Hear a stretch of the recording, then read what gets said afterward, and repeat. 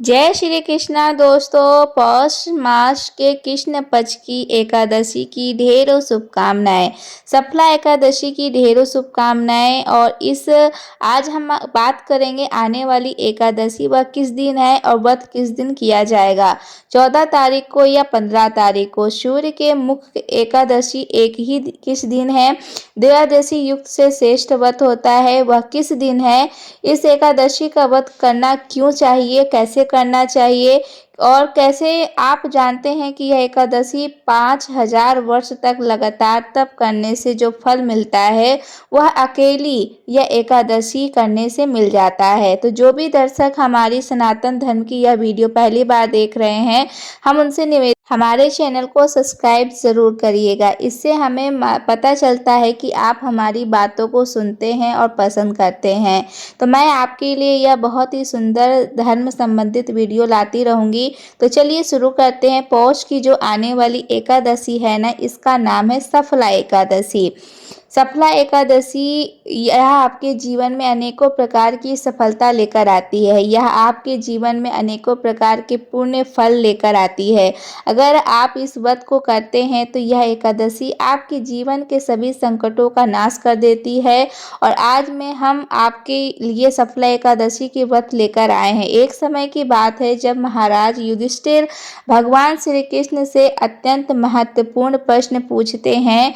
जनार्दन, पौष मास के कृष्ण पक्ष में कौन सी एकादशी आती है और किस प्रकार इसका पालन करना चाहिए, कृपया इस बारे में मुझे बताइए। तो युधिष्ठिर महाराज जी की बात सुनकर भगवान केशव बोले, धर्मराज, पौष मास के कृष्ण पक्ष में आने वाली एकादशी सफला एकादशी है। इस एकादशी के दिन भक्तों को भगवान नारायण के विग्रह की पूजा अर्चना करनी चाहिए।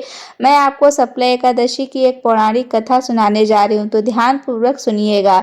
एक समय चंपावती नाम की एक सुंदर नगरी थी जहां महाऋषि नामक अत्यंत पराक्रमी और धर्मनिष्ठ राजा राज करते थे। उनके 4 पुत्र थे। राजा का सबसे ज्येष्ठ पुत्र लुपंग सदैव पाप कर्मों लिप्त रहता था। स्त्री दुराचार, जुआ खेलना, ब्राह्मण और शास्त्रों का अपमान करना, वैष्णव की निंदा करना उसके लिए सामान्य कार्य थे। उसके इन पाप कर्मों का असर राज्य पर पड़ने लगा था। राजा महर्षि ने उसे अपने राज्य से निष्कासित कर दिया था। लुम्प राज्य के बाहर के एक जंगल में रहने लगा था, लेकिन अभी भी उसकी पाप की प्रवृत्ति में कोई कमी नहीं आई। वह दिन में जंगल के प्राणियों का शिकार करता और उनके मांस का भक्षण करता था और रात्रि के समय नगर में जाकर लूटपाट करता था। अनेक बार लोगों ने उसे चोरी और लूटपाट करते पकड़ भी लिया था, लेकिन लुम्पक के पाप कर्मों का अंत नहीं हुआ।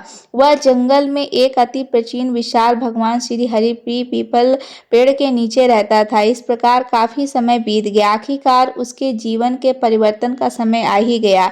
एक दिन सहसा की ठंड के कारण वह सारी रात सो नहीं पाया।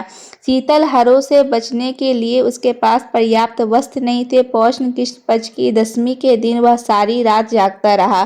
ठंड की वजह से उसका शरीर शिथिल हो गया। उसके बाद वह मूर्छित हो गया। अगले दिन एकादशी के मध्याह्न के सूर्य की गर्मी पाकर उसकी मूर्छा दूर हो गई। गिरता पड़ता वह भोजन की तलाश में पशुओं को मारने में असमर्थ था, अतः पेड़ के नीचे गिरे हुए फल उठाकर वह वापस उसी पीपल के वृक्ष के नीचे आ गया। उस समय तक सूर्यास्त हो चुका था। इस असहाय स्थिति में अपने पूर्व जन्म के कर्मों के कारण उसे भगवान नारायण को याद किया। उसने भगवान नारायण को याद करने के कहा, प्रभु, मेरी क्या स्थिति हो गई है। अब ये फल आप ही को अर्पण है। इन फलों से आप ही तृप्त हो जाइए। उस रात्रि भी ठंडक के कारण वह सारी रात जागता रहा और भगवान का स्मरण करता रहा। इस प्रकार अन्न जाने में उसका एकादशी का व्रत का पालन हो गया। अन्न जाने में की गई तपस्या से भगवान प्रसन्न हो गए। अगले दिन सूर्योदय होते ही एक सफेद तेजस्वी घोड़क पास आकर खड़ा हो गया और उसी क्षण एक आकाशवाणी हुई, वैश्य या घोड़ों तुम्हारे लिए आया है। भगवान नारायण की असीम कृपा शप्ला एकादशी का नियम पूर्वक पालन करने के कारण तुम्हारे समस्त पाप नष्ट हो गए हैं। अब तुम घोड़े पर सवार होकर अपने पिता के पास अपने नगर में वापस चले जाओ। तुम्हारा राज्य तुम्हें वापस पाप नष्ट हो गए हैं मिल जाएगा। ऐसी आकाशवाणी सुनकर वह गदगद हो गया और शप्ला एकादशी से अर्जित पुण्य फल के कारण उसका शरीर पुनः कंपमान हो गया। क्षण वह अपने राज्य को वापस गया, पिता से क्षमा याचना करने लगा। उन्हें उन्हें जो है सारा वृत्तांत सुनाया। उसके पिता ने जब उसे समस्त सद्गुणों युक्त देखा तो वह फिर से अत्यंत प्रसन्न हो गए। लुम्पंग के राज का कार्यभार संभालकर वह वन को तपस्या के लिए चले गए। इस प्रकार लुम्पंग ने अपने राजकुमार होने का सभी दायित्व निभाया। अपने पिता के पद को चिन्हों का अनुसरण करते हुए अपने देह को त्यागने के बाद वैकुंठ लोक प्राप्त हुआ। कथा समाप्त करते हुए भगवान श्री कृष्ण कहते हैं, राजन, जो व्यक्ति शप्ला एकादशी की इस कथा को श्रवण या पठन करते हैं उन्हें राजसूय यज्ञ का पूर्ण फल प्राप्त होता है। उनके समस्त कष्ट नष्ट हो जाते हैं और अंत में वैकुंठ को प्राप्त करते हैं। जय श्री हरि विष्णु। भगवान की कृष्ण कहते हैं कि जो इस एकादशी का व्रत करता है उसके सभी पाप नष्ट हो जाते हैं और उसे सुख, संपत्ति, धन सब कुछ जीवन में प्राप्त होता है और अंत में समय आने पर वह भगवान के धाम को प्राप्त करता है। यह महिमा इस आने वाली एकादशी शप्ला एकादशी कहते हैं। इस एकादशी का व्रत 5000 वर्ष तक तप करने से जो फल मिलता है उतना फल यह एकादशी व्रत कर देता है। तो इसलिए इस एकादशी का व्रत आपको अवश्य ही करना चाहिए। यह भगवान विष्णु को प्रिय एकादशी है। भगवान कहते हैं, मैं बड़े से बड़े दान से प्रसन्न नहीं होता हूँ जितना मैं एकादशी के व्रत से होता हूँ। तो अब बात करते हैं इस एकादशी व्रत आपके करने से कैसे, यह क्या नियम है, पूजा की विधि क्या रहेगी, फिर आपको बताएंगे कि यह एकादशी कब और व्रत कब है। एकादशी के नियम हैं वह दशमी तिथि से ही है आरंभ हो जाते हैं। व्रत के दिन पहले से एक ही दिन पहले ही अपने कुछ वस्तुओं को त्याग करना होता है। उनमें से प्रमुख रूप से तामसिक वस्तुओं का त्याग। तामसिक वस्तुओं में आते हैं लहसुन, प्याज, तो जो आप काफ़ी पीते हैं, चाय पीते हैं, यह भी उसी में आती है। यह एक प्रकार की नशा की होती है। तो लहसुन, प्याज आदि का त्याग एक दिन पूर्व ही अपने आप के कर देना है। व्रत वाले लोग पूछते हैं चाय पी सकते हैं क्या, तो देखो पानी तो नहीं चाहिए, पीना तो नहीं चाहिए। चाय क्या एक मदक पदार्थ है। हम जो एकादशी कर रहे हैं यह भगवान की भक्ति कर रहे हैं। इन सब चीज़ों से दूर रहने के लिए वैष्णव से दूर रहना चाहिए। एकादशी व्रत में व्यंजनों से दूर रहना ही चाहिए, व्रत कहलाता है। और हम सब वैष्णव में ही पड़ गए तो फिर काहे का व्रत। एक दिन पूर्व ही लहसुन, प्याज आदि का त्याग है। कुछ लोग जो मांस, मंदिरा का सेवन करते हैं लेकिन एकादशी का व्रत भी करते हैं तो वो लोग एक दिन पहले ही छोड़ दें। ऐसा है नहीं है कि खाए पिए और कल के लिए दिन पूर्व दशमी तिथि से ही कसे के पात का प्रयोग नहीं करना है। कासे की जो थाली आती है, लौटा आता है, भगवान की पूजा में कई बार प्रयोग करते हैं, भोग के लिए भी प्रयोग करते हैं और कांसे की वस्तुओं का प्रयोग नहीं होगा। इन 3 दिनों में दशमी, एकादशी, द्वादशी, शहद का प्रयोग भी वर्जित कहा गया है। एकादशी के अनुष्ठान में शहद का प्रयोग नहीं होगा। दशमी, एकादशी और द्वादशी तीनों दिन हरी पत्तेदार सब्जियां में चने के साग की मनाही है, बैगन और मूली की मनाही है। इसका सेवन आपको दशमी तिथि को ही बंद कर देना है। मसूर की दाल भी आपको दशमी तिथि को नहीं खानी है, छोड़ देनी है। इस प्रकार इन वस्तुओं का त्याग दशमी तिथि को ही एक वक्त का भोजन दशमी तिथि को करने को कहा गया है। शास्त्रों में अगर आप इस नियम का पालन कर पाते हैं तो, जो इस नियम का पालन नहीं कर पा खा रहे हैं वो रात्रि को भी अगर खा रहे हैं तो ध्यान दीजिएगा कि तमाशक पदार्थों का सेवन बिल्कुल ना करें।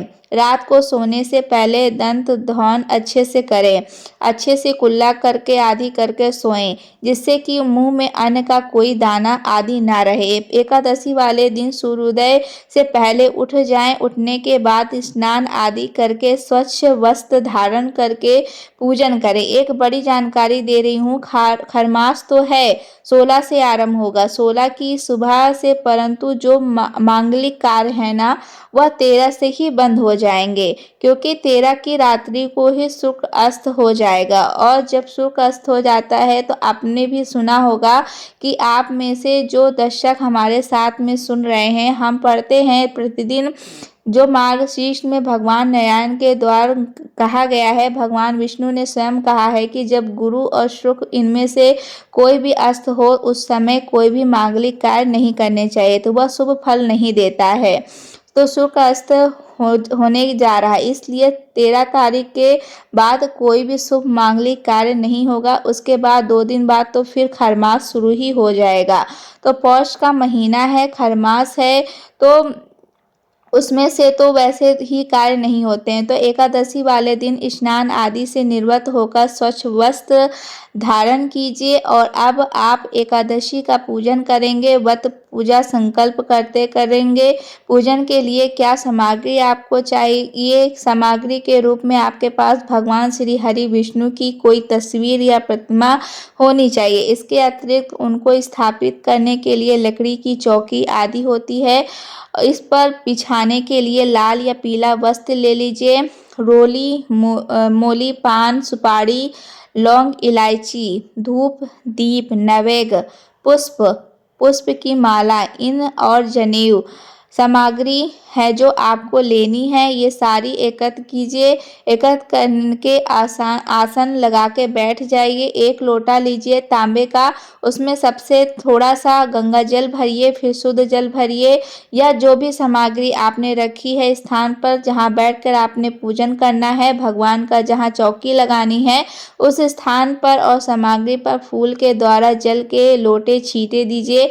लोटे में जो जल भरा है ना उससे जल के छींटे दीजिएगा और 4 अक्षर कहकर प्रकार से जल छींटे। अपने स्थान को शुद्ध किया, पवित्र किया। अब आप चौकी को बिछाइए। चौकी पर लाल रंग का जो वस्त्र है, पीले रंग का वस्त्र है, उसको बिछाइए। उस पर भगवान की तस्वीर और प्रतिमा जो भी आपके पास है उसको स्थापित कीजिए। उनके सामने दीपक रखिए, घी का दिया जो सीधे हाथ की ओर रखिएगा, तेल का दिया है तो उल्टे हाथ की ओर रखिएगा, और अगर धूप है तो विपरीत दिशा में धूप रखिएगा। इस प्रकार भगवान की स्थापना करके सामने धूप दीप रखिए। अपना हाथ धो लीजिए। लोटे में जो जल है चम्मच से अपने सीधे हाथ पर जल लीजिए, हाथ धो लीजिए। अब आप 3 बार आचमन करेंगे। एक छोटा कोई पात्र ले लीजिए, उसमें थोड़ा सा जल भर लीजिए। तो एक चम्मच जल अपने सीधे हाथ पर लीजिएगा और उसको पी लीजिएगा। आचमन 6 मास जल से जो वह अलावा जो लोग निर्जला एकादशी करते हैं ना वह भी 6 मास जल से जल आचमन कर सकते हैं। यह शास्त्रीय विधान है, भगवान ने स्वयं कहा है, उससे व्रत खंडित नहीं होता है। तो 6 मास का अभिप्राय है 2 बूंद जल आपने हाथ पर लेना है, आचमन करना है, फिर 2 बूंद जल लेना है, फिर आचमन करना है। इतना जल आप पी सकते हैं। एक एक मंत्र पर सीधे हाथ पर जल लेना है, फिर पी जाना है। जल लीजिएगा, केशवाय नमः पीजिएगा, जल लीजिएगा, माधव नमः पीजिएगा, नारायण नमः जल लीजिए, पी जाइए। ऋषिकेशाय नमः हाथ धो दीजिए। हाथ धोकर आपको तिलक करना है, मौली बांधिए। परिवार के लोग यदि बैठकर पूजन कर रहे हैं तो उन्हें भी तिलक कीजिए और मौली बांधिए। अब भगवान का पूजन करने के लिए जो धूप और दीप है उसको जला दीजिए। धूप दीप जलाने से सबसे पहले संकल्प करना है। संकल्प करने के लिए सीधे हाथ पर जल लीजिए। एक सिक्का दक्षिण के रूप में कम से कम रखिए, यदि जो भी रखना चाहें वह रख सकते हैं। 3 बार बोलिए श्री विष्णु श्री विष्णु श्री विष्णु। आप नाम अपना गोत्र जिस स्थान पर बैठकर संकल्प कर रहे हैं वहाँ का मकान नंबर, क्षेत्र का नाम, शहर का नाम, एकादशी पुण्य तिथि में आयु, आरोग्यता, प्रजा, धन संपत्ति प्राप्ति अर्थात शुभ संपत्ति प्राप्ति, भगवान श्री हरि विष्णु से प्रार्थना, एकादशी श्री विष्णु व्रत संकल्प, और यह संकल्प भगवान के चरणों में अर्पित कर दीजिए। संकल्प करने के बाद अब आप भगवान का पूजन करेंगे। पूजन करने के लिए भगवान को पाद, अर्घ्य, आचमन, मधुपार्क यदि अर्पित करेंगे तो एक एक चम्मच जल के सामने एक पात्र रख दीजिए, उसमें छोड़िएगा। श्री नारायण नमः एकादशी व्रत श्री हरि विष्णु को पाद 1 चम्मच जल अर्पित कीजिएगा। अर्घ्य के रूप में 1 चम्मच जल अर्पित कीजिएगा। आचमन कीजिएगा के रूप में 1 चम्मच अर्पित कीजिएगा। मधुपार्क के रूप में 1 चम्मच जल अर्पित कीजिए। अर्पित करके आप भगवान को स्नान कराइए। उसके बाद फूल से भगवान को जल से छींटे दीजिए और जिसके पास प्रतिमा है वह शंख से भगवान को स्नान कराइए। शंख में जल भरिए और भगवान को स्नान कराइए प्रेम से। भगवान को अगर आप शंख से स्नान करा रहे हैं तो यह मंत्र बोलते हुए स्नान कराइए। आप पंचामृत से स्नान कराइए। पंचामृत में शहद का प्रयोग नहीं होगा। कच्चा दूध, दही, घी, शहद के स्थान पर गंगा जल और शक्कर पंचामृत में बनाइए। जो तस्वीर पर पूजन कर रहे हैं वह फूल पर लगाकर दीजिए, अर्पित कीजिए। भगवान को नारायण नमः पंचामृत स्नान शुद्ध जल से स्नान कराइए। तस्वीर है तो छींटे दीजिए जल के फूल के माध्यम से, और प्रतिमा है तो आप शंख में जल भरिए और स्नान कराइए। नारायण नमः, श्री नारायण नमः, श्री नारायण नमः, नमो नमो नमः। स्नान शुद्ध जल समर्पित कीजिए। स्नान कराने के बाद भगवान को वस्त्र अर्पित करेंगे। वस्त्र के रूप में मौली का टुकड़ा तोड़िए, वह अर्पित कीजिए। जनेऊ लीजिए, जनेऊ पर रोली का तिलक कर लीजिए, जनेऊ अर्पित कर दीजिए। जनेऊ अर्पित करने के बाद भगवान को तिलक करेंगे, रोली, चंदन, तिलक करेंगे। भगवान को तिलक करके इत्र अर्पित करेंगे। इत्र को फूल पर लगा दीजिए, भगवान को अर्पित कर दीजिए। इस इत्र अर्पित को फूलों की माला तो माला पहनाइए, अन्यथा पुष्प अर्पित कीजिए। फिर धूप दिखाइए और नैवेद्य अर्पित कीजिए। नैवेद्य के रूप में फल हो तो फल अर्पित कीजिए, मिठाई है तो मिठाई, अन्यथा मिश्र या बताशा अर्पित कर दीजिए। और फिर जल आचमनी के रूप में 1 चम्मच जल भगवान को अर्पित कर दीजिएगा। दमलू ब्रह्म पोरी पलम अब तंबालू अर्पित करेंगे। तंबालू क्या होगा? पान का पत्ता लीजिए, उस पर 2 लौंग, 2 इलायची और 1 सुपारी रखिए, वह तंबालू बनाकर अर्पित कीजिए। या मीठा पान आप बनाया लाकर वह भी अर्पित कर सकते हैं। जो भगवान भी दक्षिण आप अर्पित कर रहे हैं उस पर हाथ जोड़कर भगवान को नमस्कार कीजिए। प्रभु आप हमारा पूजा स्वीकार करें। आज एकादशी व्रत कर रहे हैं जिसके नियमित पूजन हमने किया है। अब बैठकर आप एकादशी की कथा सुनिए और इसका श्रवण कीजिए, आरती कीजिए। आरती करने के बाद नियम अनुसार दिन को व्यतीत कीजिए। कथा के बाद कोई कथा को के लिए दक्षिणा दीजिए या ब्राह्मण को, या फिर आप अपने घर पर बुलाए कथा करने वाले हैं तो उनको दान दक्षिणा देकर विदा कीजिए। नियमों के अनुसार व्यक्ति को नियम क्या है कि ब्रह्मचर्य का पालन करना है, यह बड़ा नियम है, या नहीं टूटना चाहिए। किसी भी प्रति वैर भाव नहीं, शब्दों का प्रयोग नहीं, किसी का आहित नहीं करना है, क्रोध नहीं करना है, किसी का नुकसान नहीं करना है। शांत चित्त होकर प्रभु के चरणों में मन लगाते हुए इस दिन को व्यतीत करना है। घर में किसी प्रकार का कलह कलेश ना करें। भगवान नारायण विराजमान है। स्वयं काल का कीर्तन करना चाहिए। कीर्तन के लिए अगर आसपास में मंदिर कहीं है तो वहां जाकर भगवान नारायण ने स्वयं कहा है कि आप श्रोत आपको अवश्य ही सुनने चाहिए। जो लोग यंत्रों का कीर्तन नहीं करना चाहते, आपको कीर्तन नहीं करना है, तो आप पाठ करके कीर्तन का पालन पा सकते हैं। उसके बाद आपको कीर्तन का फल मिलेगा। रात्रि जागरण के बाद अगले दिन पारण के लिए सूर्योदय से पहले उठ जाइए। नियमों का पालन करते हुए पारण कीजिएगा। आप अपने यह व्रत करना है। अब बात करते हैं एकादशी कब और व्रत करना है। तो इस प्रिय दर्शकों, पंचांग के अनुसार एकादशी की तिथि शुरुआती हो रही है 14 तारीख की शाम को 6:49 पर। 15 तारीख को रात्रि को 9:19 तक ये समाप्त होगी। ऐसे में 15 तारीख को सूर्योदय के समय एकादशी तिथि लागू है, इसलिए सूर्य के मुख से एकादशी 15 तारीख को ही है तिथि माना गया है। एकादशी 15 को ही की जाएगी, रात्रि काल में त्रयोदशी भी आ जाएगी, तो यह त्रयोदशी युक्त व्रत हो जाएगा। तो व्रत आपको करना है 15 तारीख को। 15 दिसंबर को सफला एकादशी का उत्तम व्रत है। इसी दिन जो दान पुण्य का कार्य करना है वह भी आप इसी दिन करेंगे, व्रत का कार्य भी इसी दिन करेंगे और 16 को आप पारण करेंगे। तो ये थी सारी जानकारी जो हमने आपको बताई। अगर पसंद आई होगी तो हमारे चैनल को सब्सक्राइब जरूर कर लीजिएगा, वीडियो को लाइक कर दीजिएगा, फैमिली फ्रेंड में ज़्यादा से ज़्यादा शेयर करिएगा और कमेंट सेक्शन में जय श्री हरि विष्णु लिखकर जरूर जाइएगा। राधे राधे दोस्तों।